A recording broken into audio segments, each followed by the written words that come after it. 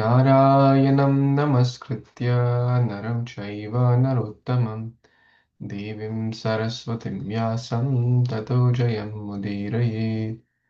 नष्टप्रायेषु अभद्रेषु नित्यं भागवतसेवया Bhagwati उत्तमश्लोके भक्तिर्भवति नैष्टकी।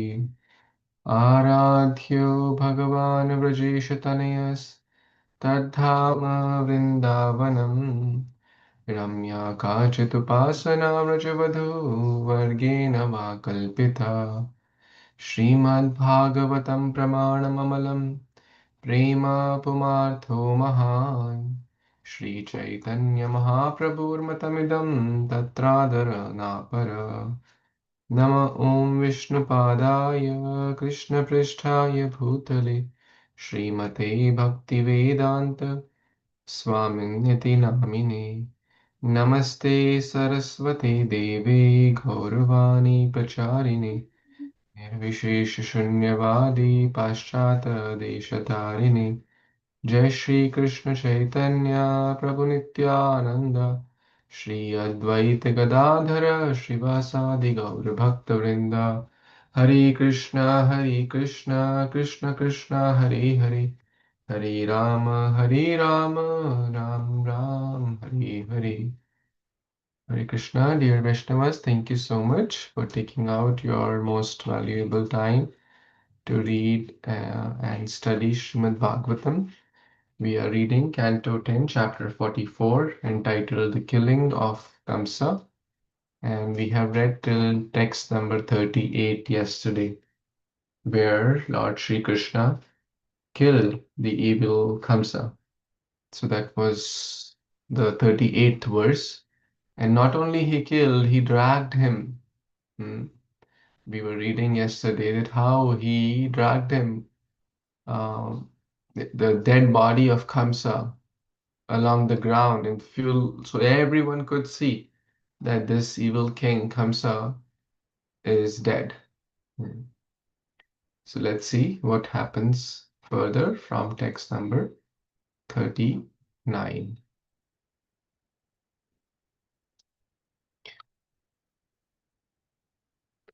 Sa nityodvignadhiya tam ishvaram piban adanva vicharan swapan swasan shwasan dadrishi chakrayudham agrito yatas tad eva rupam duravapam apa sanetyodod sanetyodvignadhiyatam ishvaram piban adanva vicharan swapan shwasan dadrishi chakrayudham agrato yatas tad eva rupam duravapamapa. Translation and purport by the disciples of His Divine Grace, A.C. Bhaktivedanta Swami Prabhupada, Srila Prabhupada ki Jai. Kamsa had always been disturbed by the thought that the Supreme Lord was to kill him.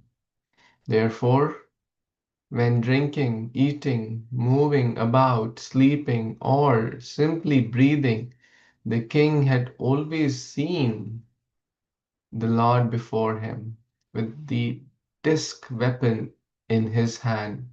Thus, Kamsa achieved the rare boon of attaining the form like the Lord's. Purport: although born out of fear, Kamsa's constant meditation on the Supreme Lord eradicated all his offenses, and therefore the demon was liberated upon his death at the Lord's hands. Hare Krishna. So, in this particular text, we see how Kamsa was thinking about the Supreme Lord Krishna in every aspect of life. Namely, a few things are mentioned here. While he was drinking water, drinking other fluids, piban, adan means to eat. Vicharan, walking, swapan, sleeping, shwasan. So 5 things are mentioned here. 1, drinking, eating, walking, sleeping, and even breathing. He was seeing what? Dadrisha chakra yudham. The one who is holding the chakra. Krishna is chakrapani. So in short, we can take a great lesson from this verse that we should also try to do that. How many of us are able to do this? While eating, while drinking, while walking, while sleeping, while breathing. Remember Krishna. Are we able to? It's hard. It's not easy. What to speak of all this? Even while chanting, are we able to remember Krishna? Are we able to see Krishna? Are we able to absorb our mind in Krishna? What to speak of other indirect activities like eating, sleeping, etc. So that's a great lesson which we can learn. Even, the demons have some great things to share.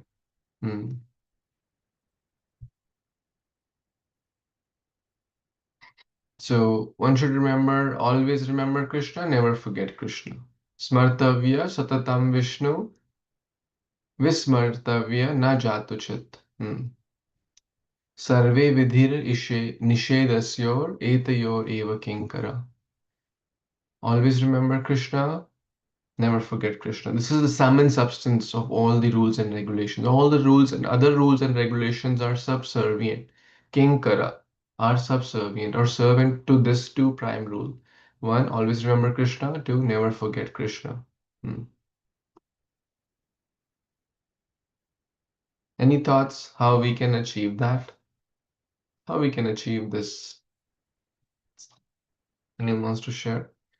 What steps we can do to achieve it?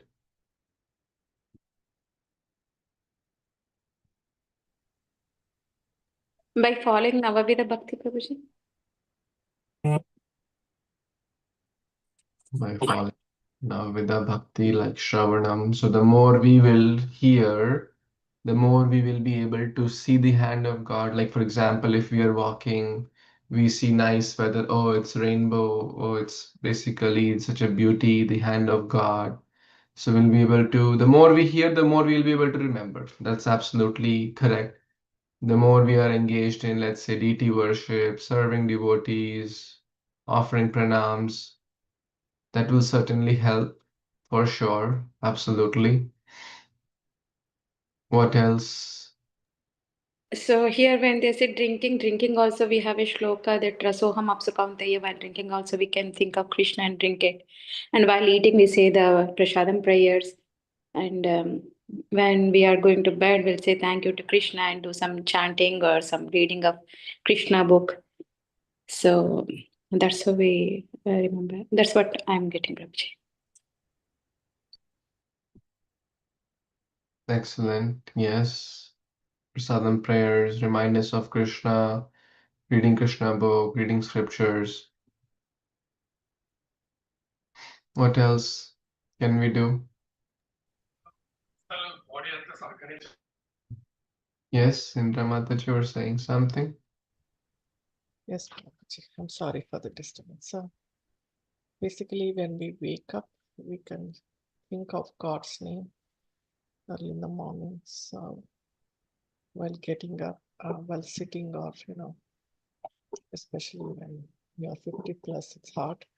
Hare Krishna, and get up. So that's what I do. I don't know. It automatically comes.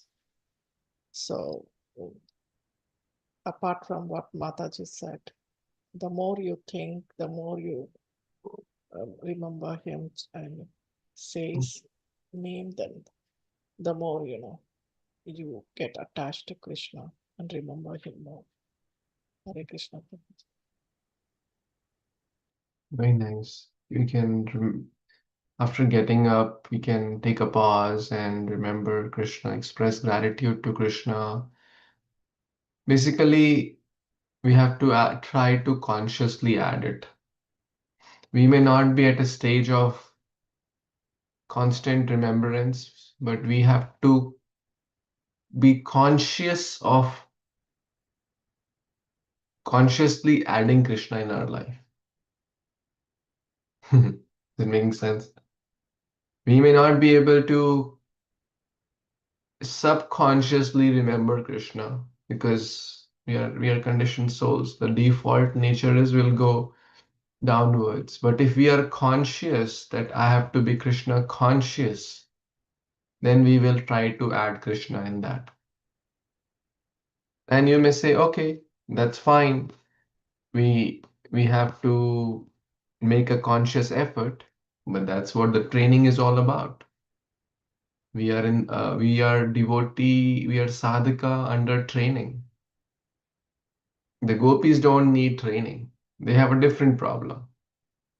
What is their problem? They can't forget Krishna, even for a moment. But we have a different problem. We have a hard time remembering Krishna genuinely for a moment.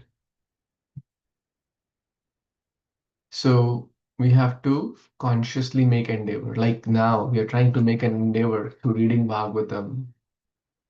While chanting, we're making an endeavor. While making bhoga, we're making an endeavor. By offering prasadam, an endeavor. By serving devotees, we're making an endeavor. By going to the temple, we're making an endeavor. By celebrating festivals, Ram Navami, Ekadashi, so many festivals, Ram Navami is tomorrow. We are making an endeavor. So that's how, Kamsa was 24/7 remembering Krishna. We can take that lesson. He was seeing Chakrapani, the Lord. In Hindi, there's a bhajan also, that every breath we should think of Krishna. This how the 16 round comes into picture.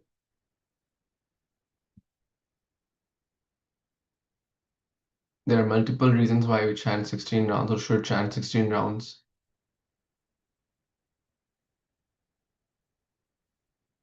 How many breaths we take every day? Anyone knows? Approximately.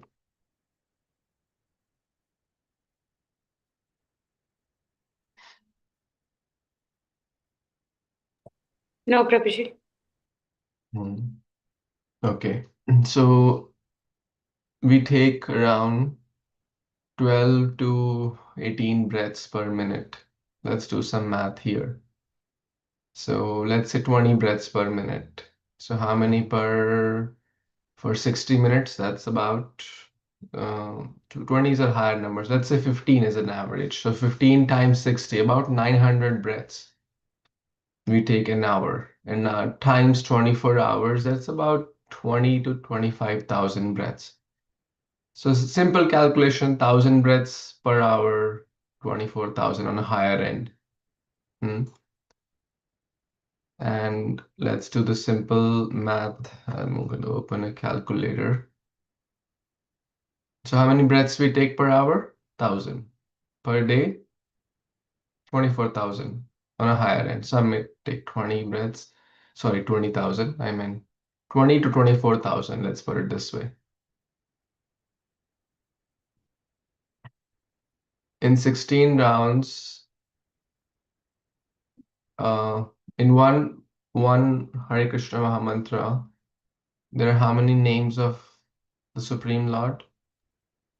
16 words, 16 mantras. Right. So that's how someone said this calculation comes out. So I'm going to share my screen so you all can see how I'm doing this. So an average adult takes 20 to 25,000. So just to simplify, let's say 24,000 breaths, right? 1,000 breaths per hour. It shows 900 on a higher end, 1,000 breaths. So one round, one one japa has 16 names, right? If someone does, and one round will have how many? Times 108. So in one round of Hare Krishna Mahamantra, we're chanting 1,700 names. And if someone does 16 times, that's 27,000. So basically, that's how many breaths we are taking a day. If we're taking 24,000, we're chanting 27,000 times the name of the Supreme Lord. Interesting calculation, right? Is it making sense how we got these two numbers and why? Is everyone following, or is it too mathematical? So now it just came to my mind through the breath, right? So we take about 24,000 breaths, and 16 rounds has about 27,000 names of Krishna. So in short, if you're chanting 16 rounds, we are taking one, we are chanting equivalent to the number of breaths we take.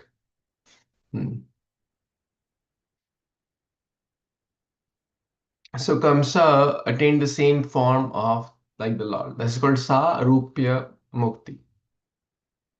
If someone gets killed by the Lord also, they get liberation. So this is Sarupya, liberation. There are 5 types: Sarupya, Samipya, Salokya, Sarshti. So let's see what happens further. Text 40. Anyone wants to read?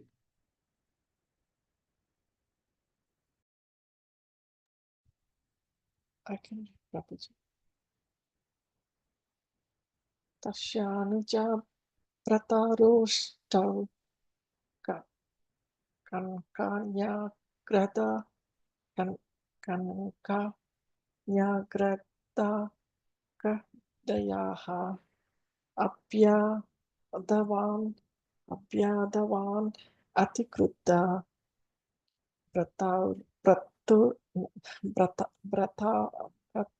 bratu nirvesha karinaha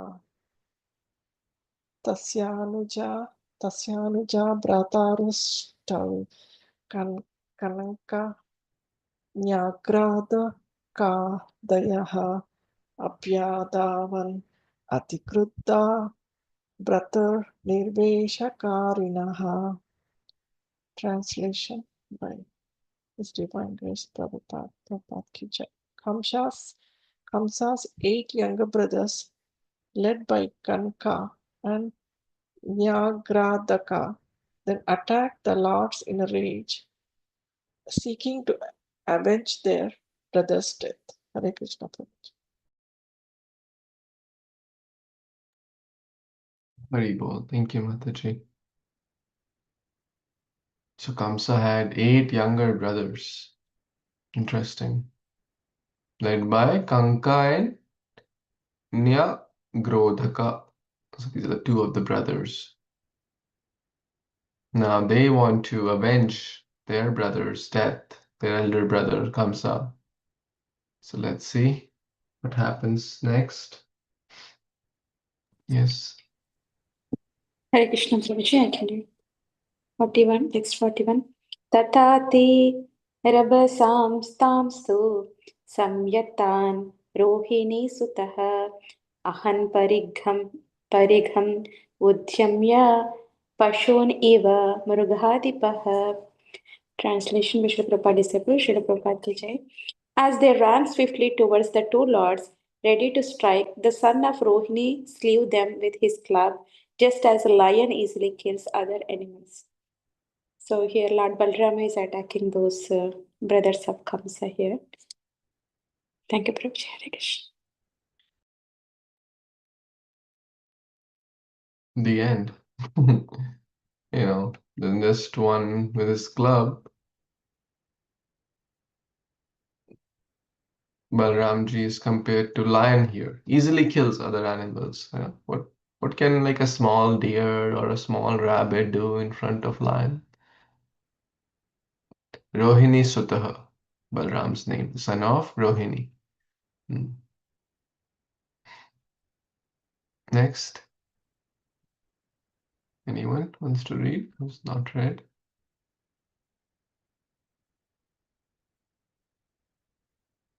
Any other Matajis on the call? I'll try, Yes. Prabhu. Very well. Nidur Dhundubayo Vyomin Brahme Sadhadyaya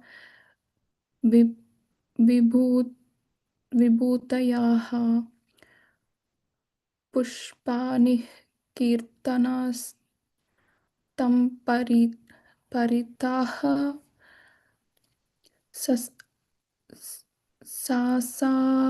Sasamasur Nanarutu Shriyah.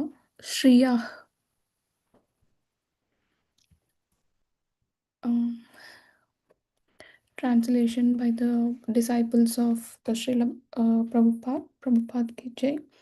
Kettle drums resounded in the sky as Brahma, Shiva, and other demigods, the Lord's expansions, rained down flowers upon him with pleasure.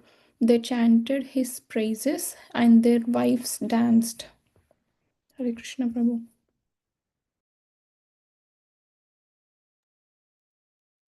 Hare Krishna.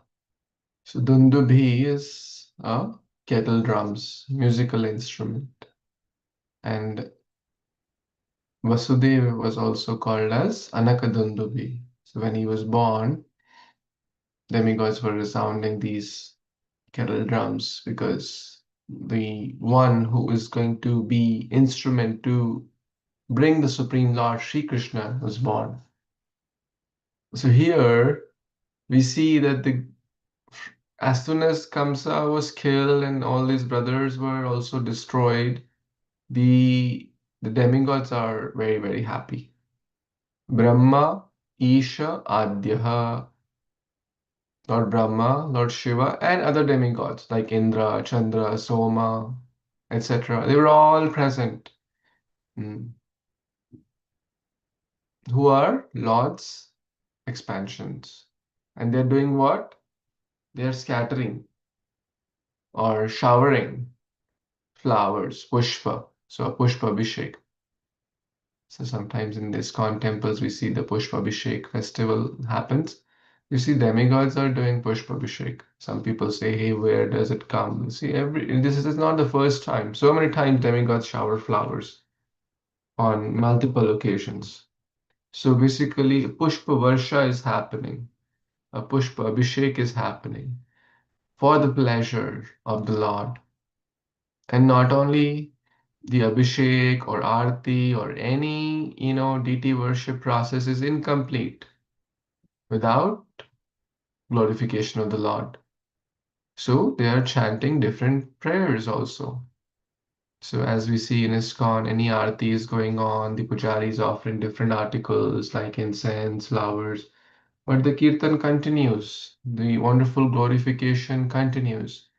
It's not that people like the pujari is doing and people are just like sitting or standing. No, the praise, so everyone is doing their best. Some are offering flowers, some are the dancing, some are glorifying with wonderful prayers. In short, it's a festival. The kettle drums are resounding. It's a beautiful festival. The evil Kamsa has been destroyed along with his brothers.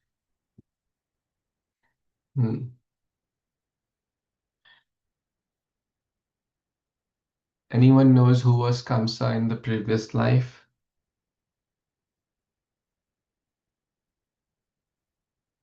Okay, let's hear.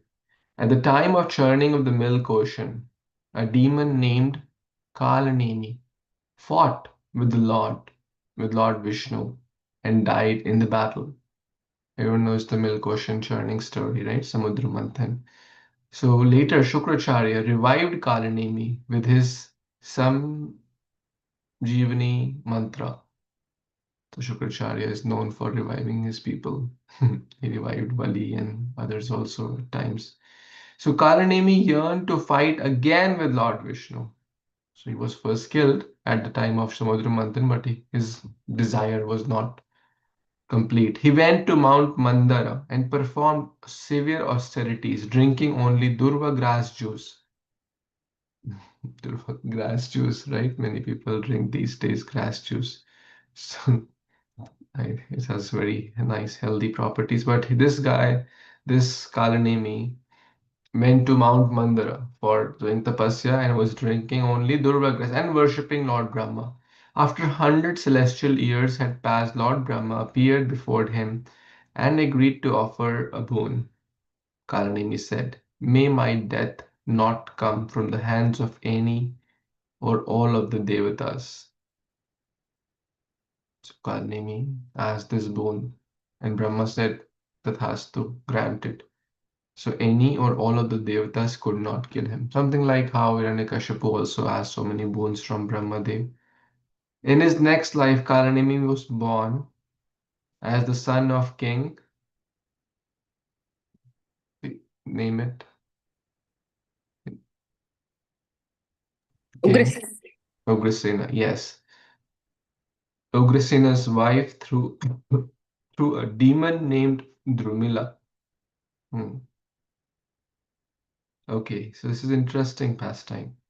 In the next life, Kalanemi was born as the son of King Ugrasena's wife through a demon named Drumila.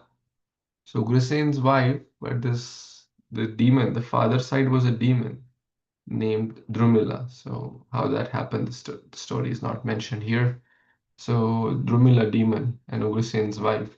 Thus Kalanemi became Kamsa and was liberated by Lord Sri Krishna. This is from Garga Samhita. Because you may wonder, right? This Ugrasen, such a pious king, how could this monster come in the family? Because it was Drumila, the demon.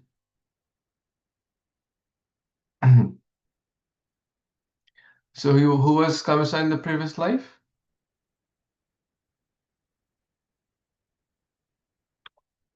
Kalanemi, right? The demon, Kalanemi. Do you want to know who were Kamsa's 8 brothers? Okay, there's a paragraph from Garga Samhita here. I'll read that. So once there was a yaksha named Deva Yaksha who lived in Alkapuri. Alkapuri is, like kind of like Indra Puri. He was wise, learned, glorious, and devoted to Lord Shiva. So he was a yaksha named Deva Yaksha. He had 8 sons named Devakuta, Mahagiri, Ganda, Danda, Parachanda, Khanda, Akhanda, and Prithu. One time, Devayaksha sent them to pick 1,000 lotus flowers at sunrise for the worship of Lord Shiva. 1,000 lotus flower. This comes in Mahabharata also. The story of, in the Pandavas, this 1,000 lotus flower. So, Devayaksha had sent these 8 sons to pick 1,000 lotus flowers. The 8 brothers went to Manas Sarovar and collected fragrant lotuses. After greedily smelling them, they gave them to their father. The worship of Lord Shiva became ruined by offering these already smelled flowers. Thus the foolish sons became demons for 3 birds. By the touch of Lord Balaram, they became free from the sin and attained liberation. So these were the 8 sons who were the sons of Devayaksha in the previous life, and they did an offense, and later they were purified after getting 3 births as as the demons.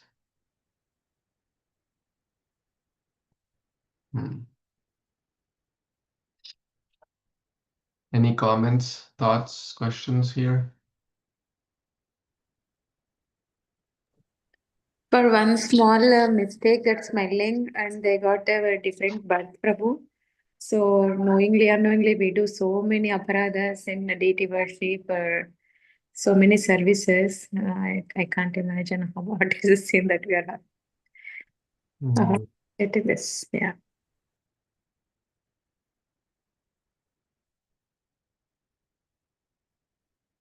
Yeah, that's there. One should not do things knowingly. It's mentioned after greedily smelling them, they gave to the Father. So mistakes are mistakes when we do them in an innocent way or unknowingly or accidentally. But when mistakes are done intentionally and willingly, that's more like a lot more serious. So accidental mistakes, Krishna forgives. Sadhurev samantavya samyak vyavastito hi sa. Bhagavad Gita 9:31. Api chet sudacharo bhajate mamananya bhak. So accidental mistakes, Krishna will forgive. But we should try to be careful, not repeat them, not doing mistakes intentionally, and keep learning. Always, there's always better service. Always we learn, we grow. We'll still make mistakes, but as long as we are careful, we are not intentionally doing those, we are honest and sincere, Krishna will forgive. He's a kind father, especially in Kali Yuga. It's an ocean of faults. We are in this age. So there is hope. We should not be hopeless. Yes, there are a lot of challenges. Yes, we are a work in progress, but we should stay hopeful that we keep doing our best, keep learning, keep growing, and Krishna will be kind and merciful.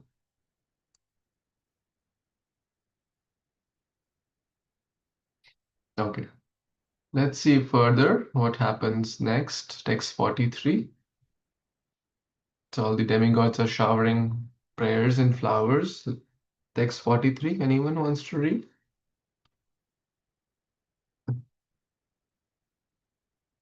I can read, Prabhuji. Hare Krishna. Yes, please. Hare Krishna devotees, and all pranam. Jai Shri Prabhupada. Tesham striyo maharaja sukhran marana dukkitaha tatra abhiyur vinignanatyaha Sirshanya Ashura Vilochanaha. Translation by Divine Grace Sri Bhaktivedanta Swami devotees ki jai. My dear king, the wives of Kamsa and his brothers, aggrieved by the death of their well-wishing husbands, came forward with tearful eyes, beating their heads. Thank you, Baba. Back to you. Please explain. Thank you, Prabhuji. So Kamsa is dead, and his brothers. How many brothers he had? 8. 8 younger brothers. We just read about them. The names were also mentioned. Kanka and Nyagrodhaka were 2 of them. So Balramji killed, and we just read they were the sons of this Yaksha in the previous life. Now the scene shifts to their wives. Tesham Striyaha. So Kamsa and his brothers, all the strees, all the ladies, their wives have come.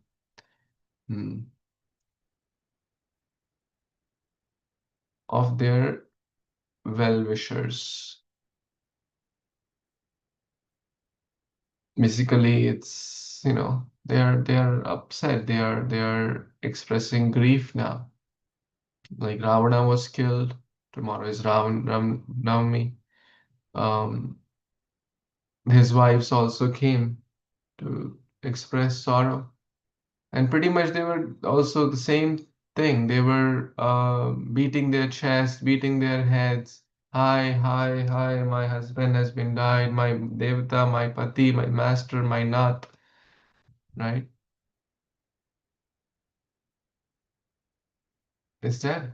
They're crying. Their eyes are full of tears, and they are in deep sorrow. Next verse, Shital Mataji, want to read? Sharma Mataji,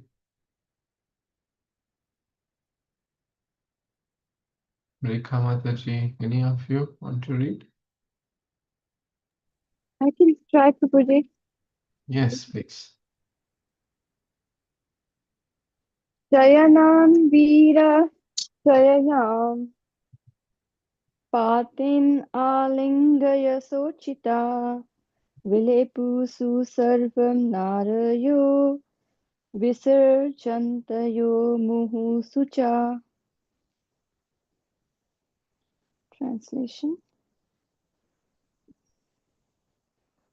Embracing their husbands who lay on a hero's final bed, the sorrowful women loudly lamented while shedding constant tears.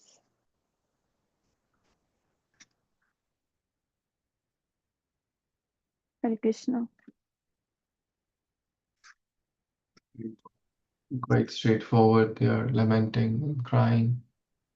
Hanatha Priya Dharmagya Karunanatha Vatsala Tvaya Hatina Nihata Vayam Te Sagriha Prajaha.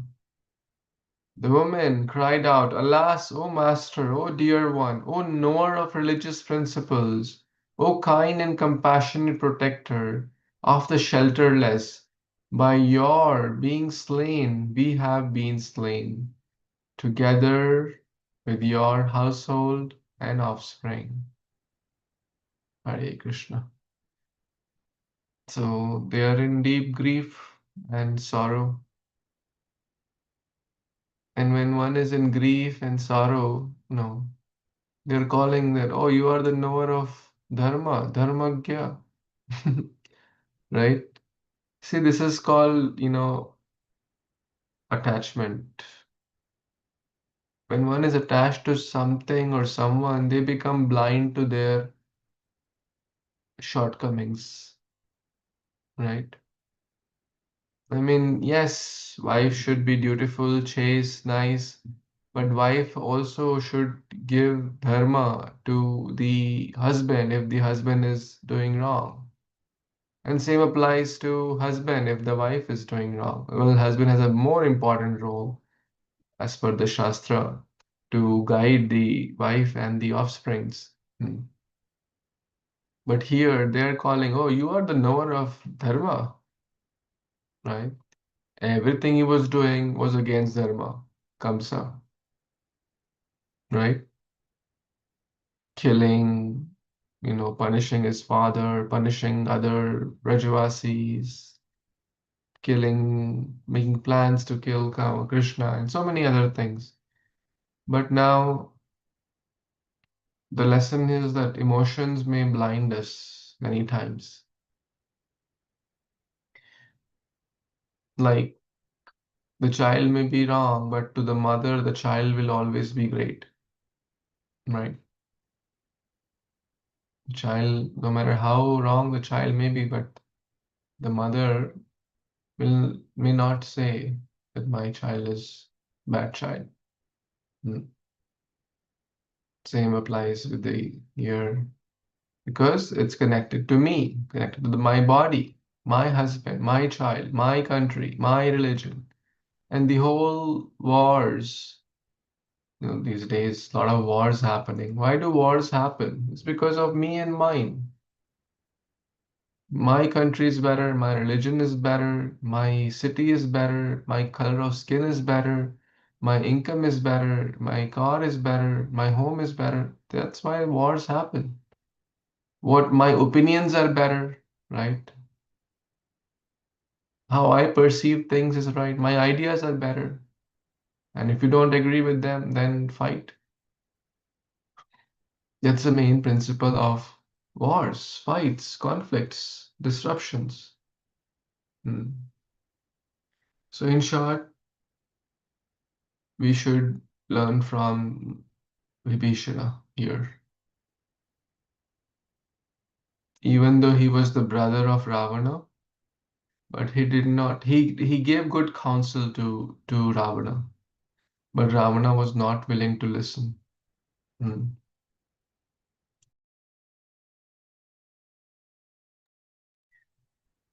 There's a big difference between Kumbhakarna and Vibhishana. Kumbhakarna also gave good counsel to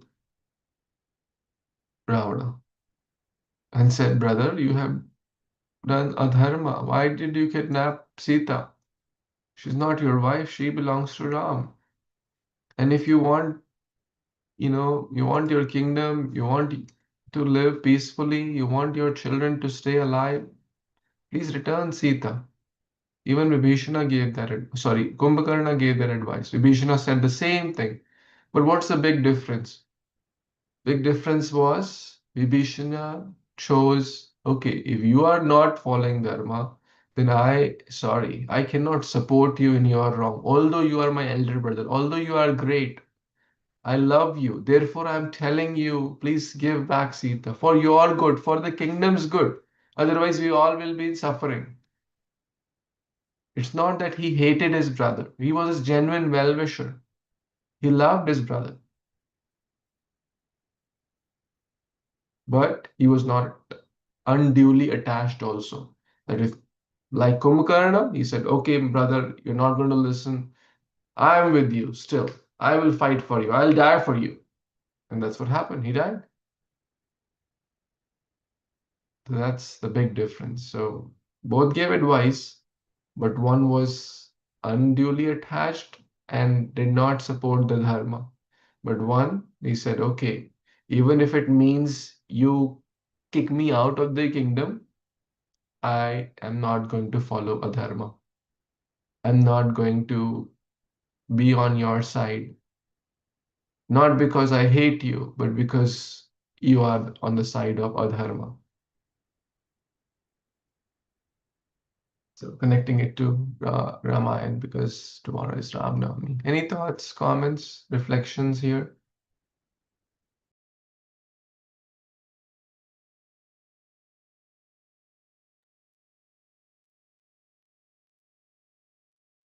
Okay, let's see what happens further. Anyone wants to read? Text 46. I can read something. Yes. त्वया विरहितापत्या पुर्यां कुरु शर्षभ न शोभते वयमिव निवृत्तोत्सवमङ्गला. Translation by Sri Bhaktivedanta Swami Prabhupada, Srila Prabhupada Ki Jai. O great hero among men, bereft of you, its master, this city has lost its beauty, just as we have, and all festivity and good fortune within it have come to an end.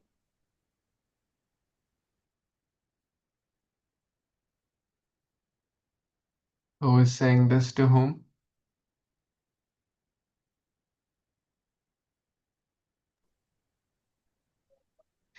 Who's the great hero here? Kamsa. Kamsa, yes. So Kamsa's wife basically are saying that, you are gone, the city has lost its charm. You are the hero. There's not much purport here. So we can quickly read. There are 4 more verses left. Let's quickly complete the chapter. Then this chapter is coming to an end soon. Yes. I can read, Prabhuji. Hare Krishna. Yes. Anagasam tva bhutanam कृतवान् द्रोहम् उल्बणम् तेने माम्भो दाशं नितो भूतादृक्को लभते शम्. Translation and purport by the disciples of Srila Prabhupada. Srila Prabhupada ki jai. O dear one, you have been brought to this state because of the terrible violence you committed against innocent creatures. How can one who harm others attain happiness? Purport. Having expressed their sentimental grief, the ladies now speak practical wisdom. They are beginning to see things realistically because their minds were purified by the agony of the recent events and by the association of Lord Kṛṣṇa. Hari Bol. So the wives of Kansa, they are now seeing things as they are, and Prabhupada is writing that it's by the association of Lord Krishna, and they are kind of seeing things in a realistic way. So they are understanding that how can because he has given so much trouble and committed violence against innocent people, then how can he get happiness? Thank you. Thank you, Prabhuji. Such beautifully it's mentioned here. By the association of the Lord, the Supreme Lord, their minds were purified. Isn't that amazing? So earlier they were at the peak of emotions, and they were not there. When emotions are too high, intelligence is inversely proportional to their intelligence was not working. So now they were sober, they come to a ground level, their intelligence went up, they were able to understand, they're seeing the practical wisdom that this guy, what had you done? What did you do towards innocent people? You killed them. You put your father in the prison. You put your sister through so much torture, terrible violence towards innocent your sister. That too on the day of her marriage, you were trying to kill her. What do you expect? Do you expect good things to come? How can one who harms others attain happiness? Very beautiful line. If we harm others, there is no happiness. In fact, in the Bhagavad Gita, Krishna says totally the other way. Bhagavad Gita 12.15. Who is very, very dear to Krishna? Yasmano dvijate loko, lokano dvijate jaya, harshamarsha bhayodveger, mukto yasa chame priya. By whom no one is put into difficulty, can say harm, and who is not disturbed by anyone. He is occupied in happiness and distress. Fear and anxiety is very dear to me. So in short, we should not harm others. Violence for undue violence for no reason is not good. Now, what it could mean when you hear the word harming others, what it could mean? How can we harm others? Give me some thoughts, please. How can we harm others and ruin our happiness? One is by killing them, right? Or physical harm, right? Slapping, kicking, right? Physical Yeah. abuse was right. What else? Verbal, Prabhuji. Verbal, yes. Verbal harm. How can we do verbal harm? By bad words, abuse, abusive words, bad words, or Backbiting. criticism, backbiting, criticism, Like hmm, Shishupal. Shishupal, yeah, or plotting against them, or spreading rumors. Oh, you know what Ekant Prabhu did? He did this. Oh, you know what she did? Oh, you know what he did? totally false things, and just to prove I'm better than Ekant Prabhu, so I'm spreading rumors against him, right? This is very strong. Ego is so pride.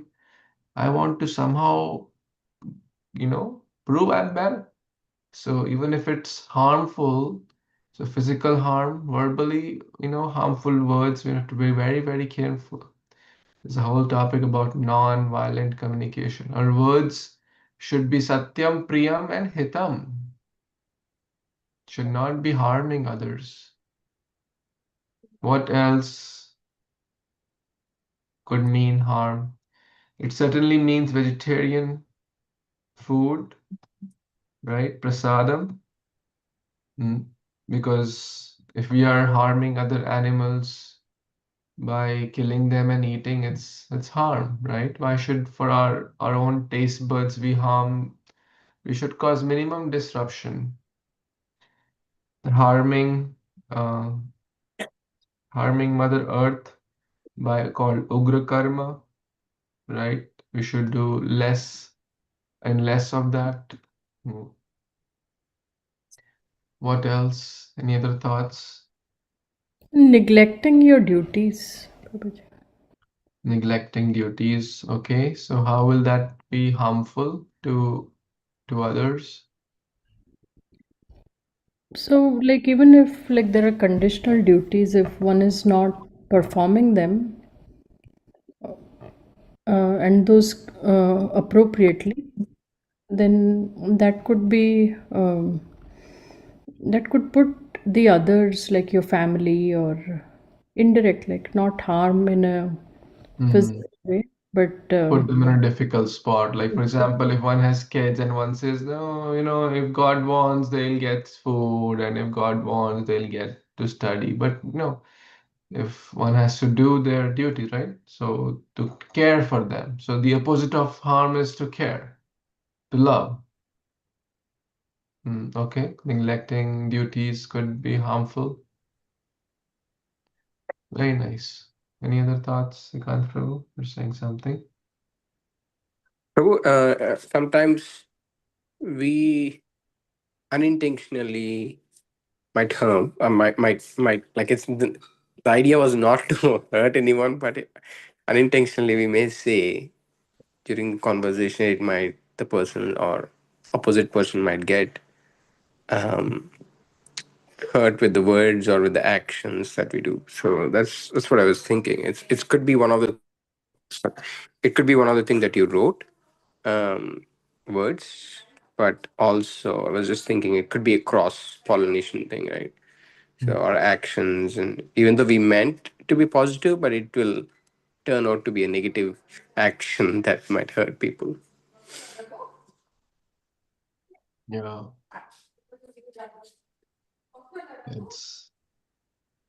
that's true. And that's where the sensitivity comes, sensitivity in dealings. And as we were talking earlier, I think before you joined, unintentional mistakes are not as serious as intentional ones. But at the same time, we have to be careful, right? For example, if we know that, this person, even a slight word here and there, he may take it offensively, right? Some people have less tolerance room, or they're very, even one word wrong unintentionally, they could perceive it wrongly. So we have to be extra careful and do the needful. But if we realize that we have harmed someone unintentionally or accidentally, accidents happen, we can clarify or express our intentions or apology or whatever helps to, you know, bring the situation to normal.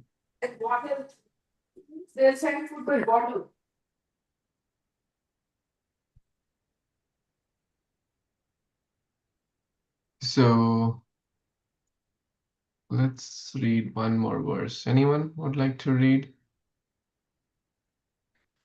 Text 48. This is the wisdom from the wife of Kamsa and his brothers. text 48. Hare Krishna Prabhuji, I can read it now. Yes. 48. Sarvesham iha bhutanam esha hi prabhavapyayah gopta cha tat avadhyayi nakvachit sukham edahte. Translation: Lord Krishna causes the appearance and disappearance of all beings in this world, and he is their maintainer as well. One who disrespects him can never prosper happily.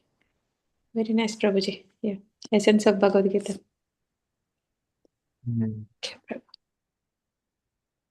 Which verse in Bhagavad Gita is close to this?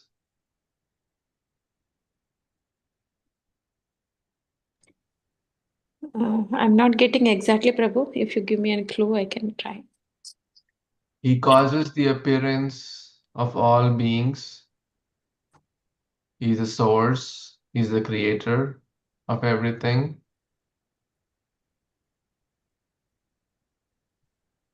Aham sarvasya prabhavo. Matta sarvam pravartata. Iti matva bhajante mam buddha-bhava-samita.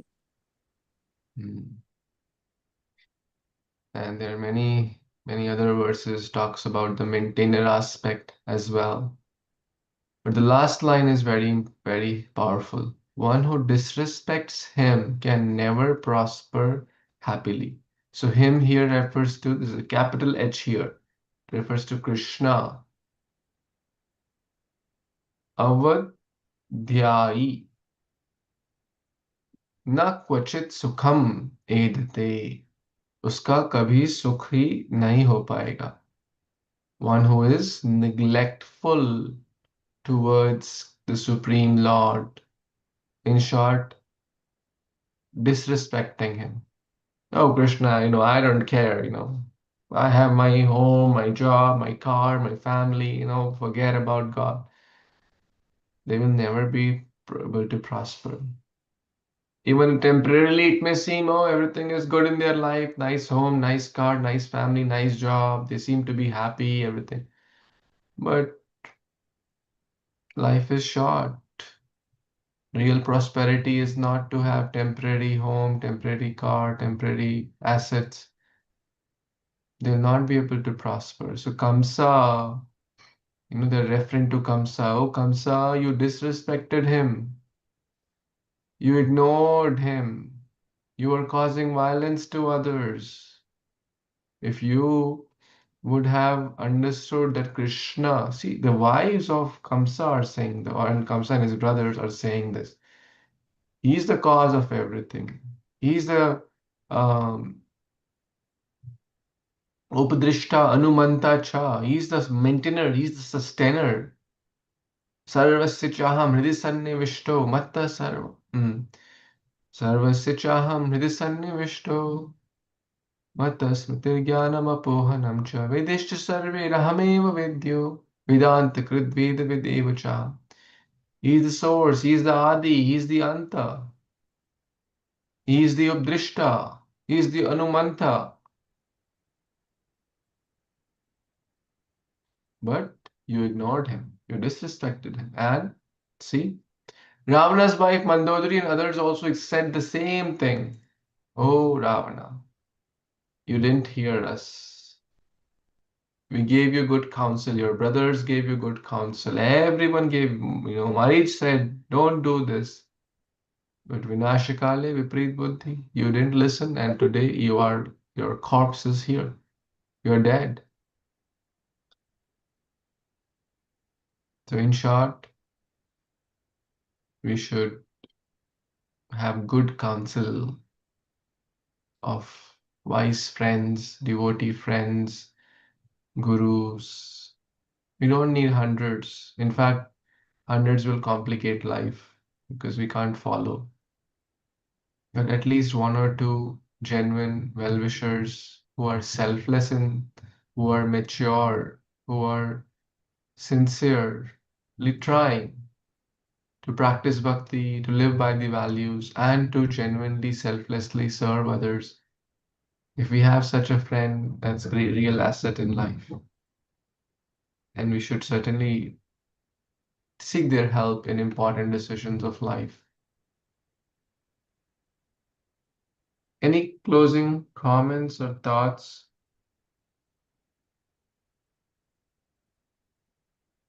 We'll read the last 3-4 verses tomorrow, or yeah. I don't want to hurry because there are 3-4 verses. Someone was saying. Yes, you can't. Please don't take me wrong, Prabhu, but even not respecting Krishna is also giving a disrespect, Prabhu. Like some people do not have any plus and minus, like, they're neutral. Let's say I'm just take an example. So in that case, like it's not like they're saying good or they're not saying bad. There is something, yeah. For that something, they just accept the fact. So in that regard, is that do we? How do we perceive that? Let me ask you that. How do we perceive that? It's a very interesting thing you brought up. I was in a class with His Holiness Swayam Bhagwan Keshav Maharaj. And these days, many people are going in that bucket. Yeah. Right? Yeah. These are all religion. I don't care. Right? It's a bigger problem, actually. Yeah.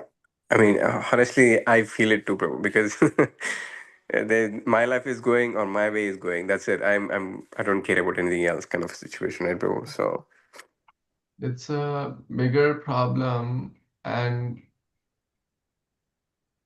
basically we miss the essence of life.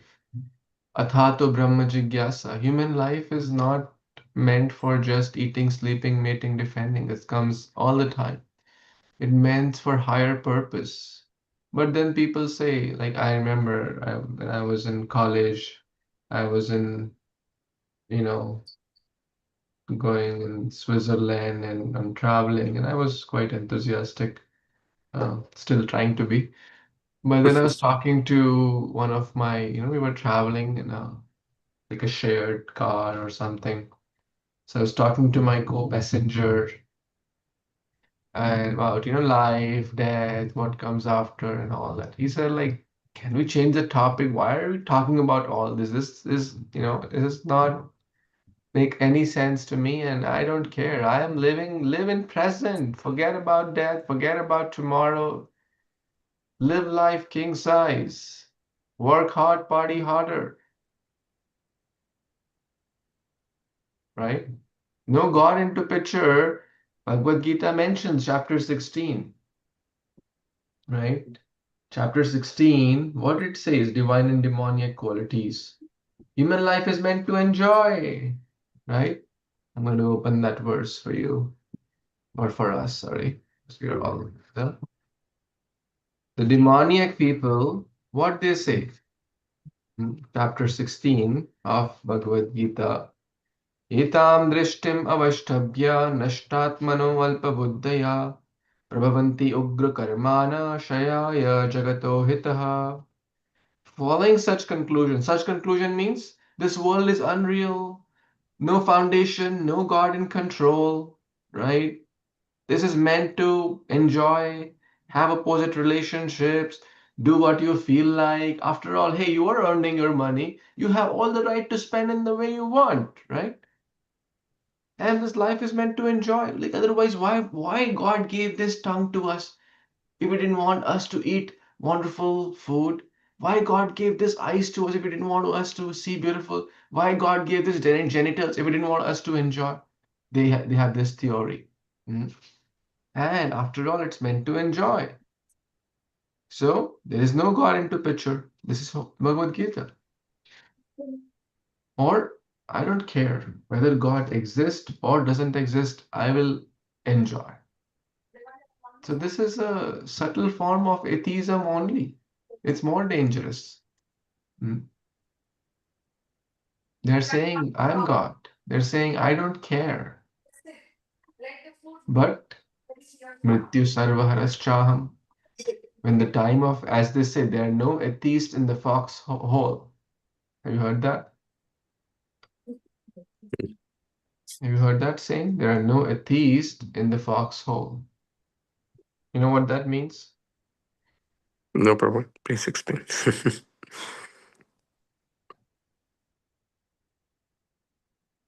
So basically, in the times of extreme stress, danger, let's say they get a terminal disease, God, please help me.